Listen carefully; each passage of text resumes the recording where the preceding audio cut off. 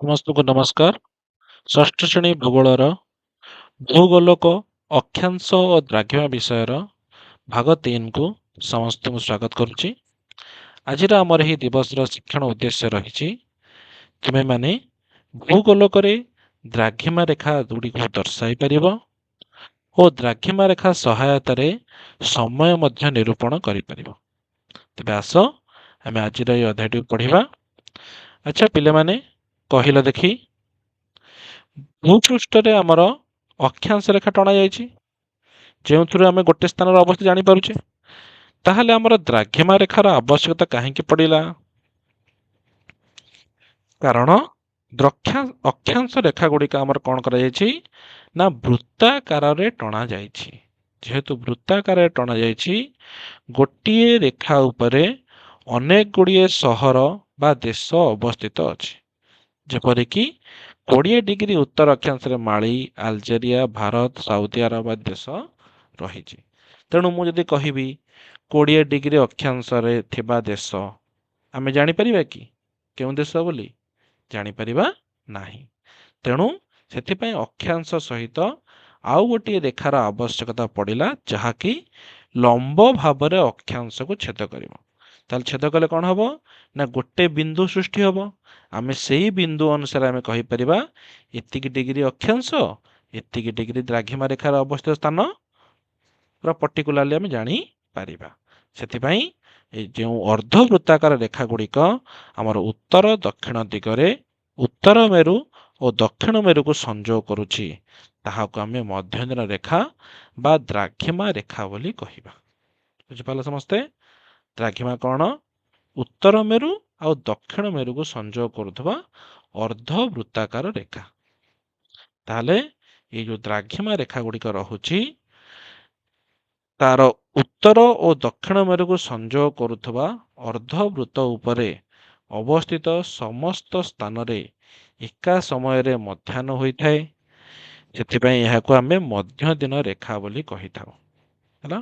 ତାହେଲେ ସେଇ ଯୋଉ ଗୋଟିଏ ରେଖା ଉପରେ ଯେତେ ସ୍ଥାନ ରହିଲା, ସବୁ ଜାଗାରେ ଏକା ସମୟରେ ସୂର୍ଯ୍ୟ ଉଦୟ ହବ, ଏକା ସମୟରେ ସୂର୍ଯ୍ୟ ଅସ୍ତ ହବ, ଏକା ସମୟରେ ମଧ୍ୟାହ୍ନ ହବ। ଅର୍ଥାତ୍ ଗୋଟିଏ ରେଖା ଉପରେ ଅବସ୍ଥିତ ସ୍ଥାନ ମାନଙ୍କ ଉପରେ ସବୁବେଳେ ସମୟ ସମାନ ଥାଏ। ତେଣୁ 0 ଡିଗ୍ରୀ ମଧ୍ୟ ଦିନ ଅର୍ଦ୍ଧବୃତ୍ତକୁ ପ୍ରଧାନ ମଧ୍ୟ ଦିନ ଭାବେ ଗ୍ରହଣ କଲେ, ଏହା ସହିତ ଅନ୍ୟ କୌଣସି ସ୍ଥାନର ମଧ୍ୟ ଦିନ ଅର୍ଦ୍ଧବୃତ୍ତ ଅକ୍ଷରେଖାଠାରେ ମିଳିତ ହୋଇ ଯେଉଁ କୋଣ ସୃଷ୍ଟି କରେ, ତାହାକୁ ଦ୍ରାଘିମା କୋଣ ବା ଦ୍ରାଘିମା ବୋଲି ଆମେ କହିଥାଉ। ତାହେଲେ ଦେଖିପାରୁଥିବ, ଏ ଯୋଉ ପ୍ରାଇମ ମେରିଡିଆନ ଲେଖା ହେଇଛି, ସିଏ ହଉଛି ଆମର 0 ଡିଗ୍ରୀ ମଧ୍ୟ ଦିନ ରେଖା। ତାହେଲେ ଯୋଉ 0 ଡିଗ୍ରୀ ମଧ୍ୟ ଦିନ ରେଖା ରହିଲା, ତା ସହିତ ଆମେ ଯଦି ଗୋଟେ ପ୍ରୋଟ୍ରାକ୍ଟର ରଖି ଆମେ ଯଦି କୋଣ ଅଙ୍କନ କରିବା, ଯେଉଁ ଅଞ୍ଚଳ ଯେତିକି ଡିଗ୍ରୀ କୋଣରେ ପଡ଼ିବ, ସେଇ ଅନୁସାରେ ହବ ତାର କ'ଣ ନା ଦ୍ରାଘିମା କୋଣ ବା ଦ୍ରାଘିମା ରେଖା ଅଙ୍କନ କରାଯିବ। ବୁଝିପାରିଲେ ସମସ୍ତେ? ତାହେଲେ ଏଇ ଯୋଉ 0 ଡିଗ୍ରୀ ପ୍ରଧାନ ମଧ୍ୟଦିନ ରେଖା ରହିଛି, ତାହା ପୂର୍ବ ଓ ପଶ୍ଚିମରେ ଅବସ୍ଥିତ ସ୍ଥାନ ଗୁଡ଼ିକର ଦୂରତ୍ୱ ପ୍ରାୟ 180 ଡିଗ୍ରୀ ଯାଏଁ ମପା ଯାଇଥାଏ। 0 ଡିଗ୍ରୀରୁ ପୂର୍ବକୁ 180, ପଶ୍ଚିମକୁ 180। ଏହିପରି ଭାବରେ ଆମେ କ'ଣ କରୁ ନା ସମୟ ନିରୂପଣ କରିଥାଉ। ତେଣୁ ତୁମେମାନେ ଜାଣିଛ କି ପୃଥିବୀର ସବୁ ଦେଶର ସମ୍ମତି କ୍ରମେ ଇଂଲଣ୍ଡର ଗ୍ରୀନିଚ୍ ଠାରେ ଅବସ୍ଥିତ ବ୍ରିଟିଶ ରୟାଲ ଅବଜରଭେଟରୀରେ ଯାଇଥିବା ରେଖାକୁ ଆମର ମୂଳ ଦ୍ରାଘିମା ରେଖା ବା 0 ଡିଗ୍ରୀ ବା ମୂଳ ମଧ୍ୟଦିନ ରେଖା ବୋଲି କଳ୍ପନା କରାଯାଇଛି। ତାହେଲେ ଏହା ହେଉଛି ସେଇ ବ୍ରିଟିଶ ରୟାଲ ଅବଜରଭେଟରୀ, ଯେଉଁଠି ଆମର ଏଇ ଯୋଉ ରେଖାଟି ତମେ ଦେଖିପାରୁଛ, ଏଇ ରେଖାଟି ହେଉଛି ଆମର କ'ଣ ନା ମୂଳ ମଧ୍ୟଦିନ ରେଖା, ଯୋଉଠି 0 ଡିଗ୍ରୀ ତାକୁ କଳ୍ପନା କରାଯାଇଛି। ତେଣୁ ମୂଳ ଦ୍ରାଘିମା ରେଖା ଠାରୁ କ୍ରମଶଃ ପୂର୍ବକୁ 180 ଡିଗ୍ରୀ ଓ ପଶ୍ଚିମକୁ 180 ଡିଗ୍ରୀ ଯାଏଁ କୌଣସି ସ୍ଥାନର କୌଣିକ ଦୂରତ୍ୱ ମାପ କରାଯାଇଥାଏ। ଏହି ମୂଳ ଦ୍ରାଘିମା ରେଖାର ପୂର୍ବ ପାର୍ଶ୍ୱକୁ ପୂର୍ବ ଗୋଲାର୍ଦ୍ଧ ଓ ପଶ୍ଚିମ ପାର୍ଶ୍ୱକୁ ଆମେ ପଶ୍ଚିମ ଗୋଲାର୍ଦ୍ଧ ବୋଲି କହିଥାଉ। ଏ ଯୋଉ ଦେଖିପାରୁଥିବ, ପ୍ରାଇମ ମେରିଡିଆନ ଯାଇଛି, ତାର ପୂର୍ବ ପାର୍ଶ୍ୱରେ ରହିଲା ଅଞ୍ଚଳ ଯେତେ ରହିଲା, ସେ ସବୁ ହେଲା ଆମର ପୂର୍ବ ଗୋଲାର୍ଦ୍ଧ, ଆଉ ପଶ୍ଚିମ ପାର୍ଶ୍ୱରେ ଯେତେ ରହିଲା, ସେ ସବୁ ହେଉଛି ପଶ୍ଚିମ ଗୋଲାର୍ଦ୍ଧର ଅନ୍ତର୍ଗତ। ଆଚ୍ଛା ପିଲାମାନେ କହିଲ, ଆମ ଭାରତ କୋଉ ପଟେ ଅଛି, ପୂର୍ବରେ ନା ପଶ୍ଚିମରେ? ପୂର୍ବରେ ଅଛି। ତ ପ୍ରାଇମ ମେରିଡିଆନର ପୂର୍ବରେ ଭାରତ ଅଛି। ତେଣୁ ଗ୍ଲୋବରେ ସମାକ୍ଷ ରେଖା ଓ ଦ୍ରାଘିମା ରେଖା ପରସ୍ପରକୁ ଲମ୍ବ ଭାବରେ ଛେଦ କରନ୍ତି। ଏହି ଛେଦବିନ୍ଦୁ ହିଁ ଭୂପୃଷ୍ଠର କୌଣସି ସ୍ଥାନର ଅବସ୍ଥିତି ସୂଚାଇଥାଏ। ଯେହେତୁ ଗୋଟିଏ ବିନ୍ଦୁ ଛେଦ କଲେ ସେ ଯେଉଁ ଗୋଟିଏ ବିନ୍ଦୁ ଯେତିକି ଆମର ଯେତିକି ଡିଗ୍ରୀ ଅକ୍ଷାଂଶ ଯେତିକି ଡିଗ୍ରୀ ଦ୍ରାଘିମା ହେଲା, ସେଇ ଅନୁସାରେ ଆମେ ଜାଣିପାରିବା କ'ଣ ନା ସେ ସ୍ଥାନର ତାର ଅବସ୍ଥିତି କେତେ ଅଛି। ତେଣୁ ଅକ୍ଷାଂଶ ଓ ଦ୍ରାଘିମା ଗୁଡ଼ିକ ଗ୍ଲୋବରେ ଜାଲ ସଦୃଶ ବିଛାଇ ହୋଇ ରହିଥିବାରୁ ଏହାକୁ ଆମେ ଜାଲକ ବା ଗ୍ରିଡ୍ ବୋଲି କହିପାରିବା। ତେଣୁ ଚିତ୍ର ଦେଖିବା ସମସ୍ତେ କେମିତି ଜାଲ ପରି ପୁରା ବିଛେଇ ହୋଇ ରହିଛି। ତେବେ ଆଗ କାଳରେ ଲୋକମାନେ କିପରି ସମୟ ହିସାବ ବା ଗଣନା କରୁଥିଲେ, କିଏ କହିପାରିବେ ଦେଖିବା? ଆଗ କାଳରେ ଯେତେବେଳେ ଘଣ୍ଟା ନଥିଲା, ସେତେବେଳେ ଲୋକମାନେ ସୂର୍ଯ୍ୟ ଘଡ଼ି, ଜଳ ଘଡ଼ି ଓ ବାଲୁକା ଘଡ଼ି ଆଦି ବ୍ୟବହାର କରିପାରୁଥିଲେ। ତେଣୁ ସମୟ ଦେଖିପାରୁଥିବ ସୂର୍ଯ୍ୟ ଘଡ଼ି। ତାହେଲେ ସୂର୍ଯ୍ୟ ଘଡ଼ିରେ ଆମର କ'ଣ ହୁଏ ନା ସୂର୍ଯ୍ୟଙ୍କର ଯେଉଁ ଛାଇ ରହିଲା, ସୂର୍ଯ୍ୟଙ୍କ କିରଣରେ ଯେଉଁ ଛାଇ ପଡ଼ିବ, ସେ ଛାଇ ଅନୁସାରେ ସେମାନେ କ'ଣ କରୁଥିଲେ ନା ସମୟ ହିସାବ କରୁଥିଲେ। ସେହିପରି ଜଳ ଘଡ଼ିରେ ମଧ୍ୟ ଟାଇମ୍ ଆଡ଼ଜଷ୍ଟ କରି ସେ ଜାଣିପାରୁଥିଲେ। ବାଲୁକା ଘଡ଼ି ସେଇ ଟାଇପ୍ରେ ବ୍ୟବହାର କରାଯାଉଥିଲା। କିନ୍ତୁ ବର୍ତ୍ତମାନ କ'ଣ କରାଯାଉଛି ନା ଦ୍ରାଘିମା ରେଖା ଅନୁସାରେ ସମୟ ନିର୍ଦ୍ଧାରଣ କରାଯାଉଛି। କେଉଁ ଅଞ୍ଚଳରେ କେତେ ଦ୍ରାଘିମା, ସେଠି ସମୟ କେତେ ହେବ। ତେଣୁ କାରଣ ଦ୍ରାଘିମା ରେଖା ଉପରେ ଅବସ୍ଥିତ ସ୍ଥାନମାନଙ୍କରେ ଏକ ସମୟରେ ସୂର୍ଯ୍ୟ ଉଦୟ ଓ ସୂର୍ଯ୍ୟାସ୍ତ ହୋଇଥାଏ। ଗୋଟିଏ ଦ୍ରାଘିମା ଉପରେ ଯେତେ ଅଞ୍ଚଳ ରହିଲେ ସବୁଠି ଏକା ଟାଇମ୍ରେ ସୂର୍ଯ୍ୟ ଉଦୟ ହେବ ଆଉ ସୂର୍ଯ୍ୟ ଅସ୍ତ ମଧ୍ୟ ହେବ। ତେଣୁ ଗ୍ରୀନିଚ୍ର ମୂଳ ଦ୍ରାଘିମାକୁ ଆଧାର କରି ଆମର ସମୟ ହିସାବ କରାଯାଏ। ଯେହେତୁ ପୃଥିବୀର ଆବର୍ତ୍ତନ ପଶ୍ଚିମରୁ ପୂର୍ବକୁ ହେଉଛି, ତେଣୁ ପୂର୍ବରେ ଥିବା ସ୍ଥାନ ଗୁଡ଼ିକର ସମୟ ଗ୍ରୀନିଚ୍ ଠାରୁ ଆଗୁଆ ରହିବ ଓ ପଶ୍ଚିମରେ ଥିବା ସ୍ଥାନ ଗୁଡ଼ିକ ଗ୍ରୀନିଚ୍ ଠାରୁ ପଛୁଆ ରହିବ। ତାହେଲେ ଯେତେ ଅଞ୍ଚଳ ରହିଲେ ପୂର୍ବ ଗୋଲାର୍ଦ୍ଧରେ ସେସବୁ ସମୟ ଗ୍ରୀନିଚ୍ ଠାରୁ ଆଗୁଆ ରହିବ ଓ ପଶ୍ଚିମ ଗୋଲାର୍ଦ୍ଧ ଯେତିକି ରହିଲେ ସେସବୁ ସମୟ ଆମର ଗ୍ରୀନିଚ୍ ଠାରୁ ପଛୁଆ ଭାବରେ ହିସାବ କରାଯିବ। ତେବେ ଆସ ଆମେ ଏହି ସମୟ ହିସାବ କରିବା କିପରି 1 ଡିଗ୍ରୀ ଦ୍ରାଘିମା ବ୍ୟବଧାନରେ ଆମର ସମୟ ହିସାବ ହୋଇଥାଏ। ତାହେଲେ ପୃଥିବୀର ଆବର୍ତ୍ତନ ସମୟ କେତେ? 24 ଘଣ୍ଟା ନାଇଁ? ତାହେଲେ ସେ 24 ଘଣ୍ଟାରେ ଆମର ପୂର୍ବକୁ 180, ପଶ୍ଚିମକୁ 180, ତାହେଲେ ମୋଟ ହେଲା 360 ଡିଗ୍ରୀ ପୃଥିବୀ ଘୁରୁଛି ନା ନାଇଁ? ତାହେଲେ ଯଦି 24 ଘଣ୍ଟା 360 ଡିଗ୍ରୀ ଘୁରିଲା, ତାହେଲେ 1 ଘଣ୍ଟାରେ କେତେ ଘୁରିବ? 15 ଡିଗ୍ରୀ।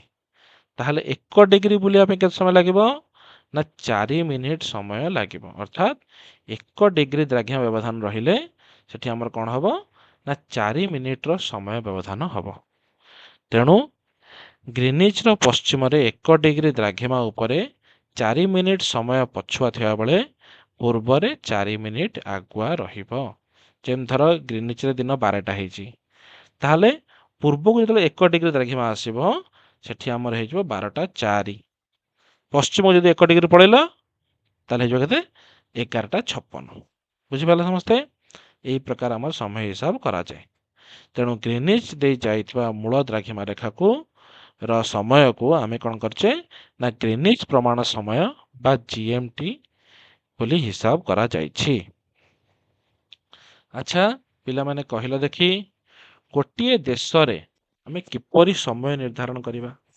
କାରଣ ଦେଶ ଗୁଡ଼ିକ ତ ବହୁତ ବଡ଼ ବଡ଼, ତାର ପୁରା ଅଧିକ ଦ୍ରାଘିମା ରେଖା ସେମାନେ କ'ଣ ତାଙ୍କର ତା ଭିତରେ ଥିବ।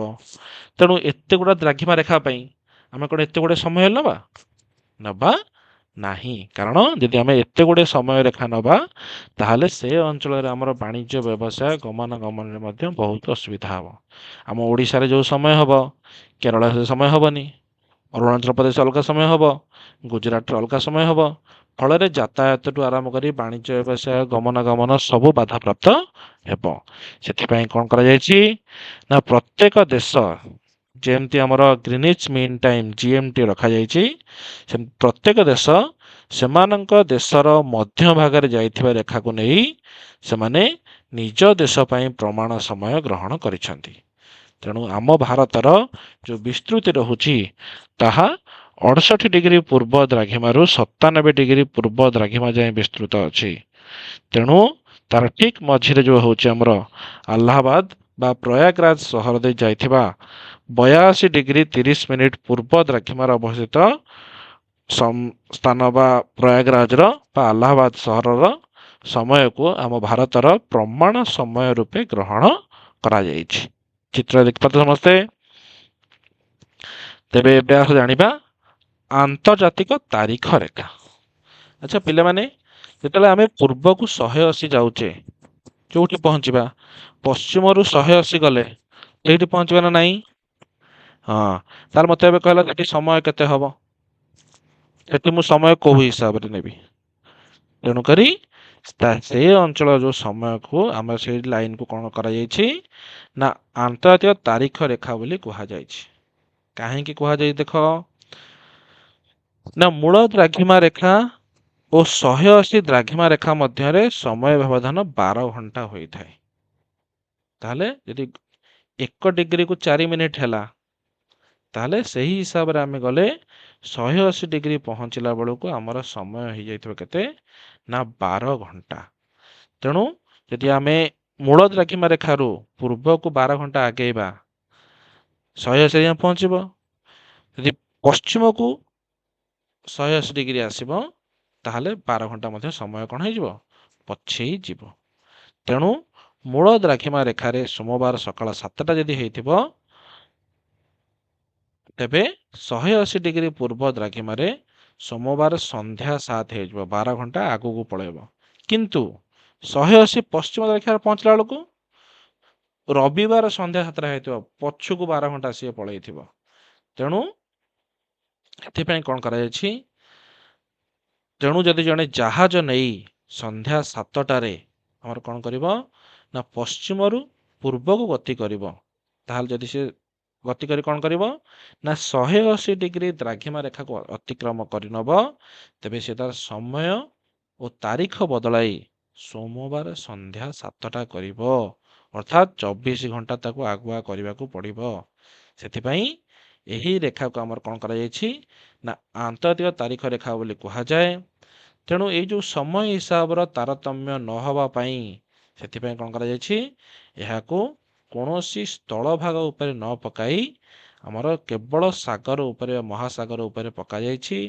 ଚିତ୍ରରେ ଦେଖିପାରୁଥିବ, ଯୋଉଠି ମଝିରେ ସ୍ଥଳଭାଗ ଅଛି ତାକୁ କ'ଣ କରାଯାଇଛି ନା ବଙ୍କେଇ ଟଙ୍କେଇକି ନିଆଯାଇଛି, ଯାହାଦ୍ୱାରା କ'ଣ ନା କୌଣସି ସ୍ଥଳଭାଗ ଯେପରି ତା ମଧ୍ୟକୁ ନ ଆସିବ। ତେଣୁ କେବଳ ତାହା କ'ଣ କରାଯାଇଛି ନା ବଙ୍କା ତେଢ଼ା କରି କେବଳ ଜଳଭାଗ ଉପରେ ତାକୁ ପକାଇ ରଖାଯାଇଛି। ତେବେ ଏହି ପରିବର୍ତ୍ତ ରେଖାକୁ ଆମେ କ'ଣ କହୁଛେ? ଆନ୍ତର୍ଜାତିକ ତାରିଖ ରେଖା। ତେବେ ଆସ ଆମେ କେତୋଟି ପ୍ରଶ୍ନର ଉତ୍ତର କରିବା। ପୃଥିବୀରେ ମୋଟ କେତୋଟି ଦ୍ରାଘିମା ରେଖା କଳ୍ପନା କରାଯାଇଛି? 360ଟି। ମୂଳ ମଧ୍ୟଦିନ ରେଖା ଡ୍ୟାସ୍ ସହର ଦେଇ ଯାଇଛି? ଗ୍ରୀନିଚ୍। ପୃଥିବୀରେ ମୋଟ ଡ୍ୟାସ୍ଟି ସମୟମଣ୍ଡଳ ରହିଛି? 24ଟି। Very good. 180° ଦ୍ରାଘିମା ରେଖାକୁ ଆନ୍ତର୍ଜାତିକ ତାରିଖ ରେଖା କୁହାଯାଏ, ନାଇଁ? ତେବେ ଭାରତର ଡ୍ୟାସ୍ ସହର ଦେଇ ଯାଇଥିବା ଦ୍ରାଘିମା ରେଖାକୁ ଭାରତୀୟ ପ୍ରମାଣ ସମୟ ରୂପେ ଗ୍ରହଣ କରାଯାଇଛି? ଆହ୍ଲାବାଦ ସହର ବା ତା ନୂତନ ନାମ କ'ଣ? ପ୍ରୟାଗରାଜ ସହର। Very good. ତେଣୁ ସମସ୍ତଙ୍କୁ ଧନ୍ୟବାଦ। ଆଜି ପାଇଁ ଏତିକି। ପୁନର୍ବାର ଦେଖା ହେବ ଆଗାମୀ କ୍ଲାସରେ।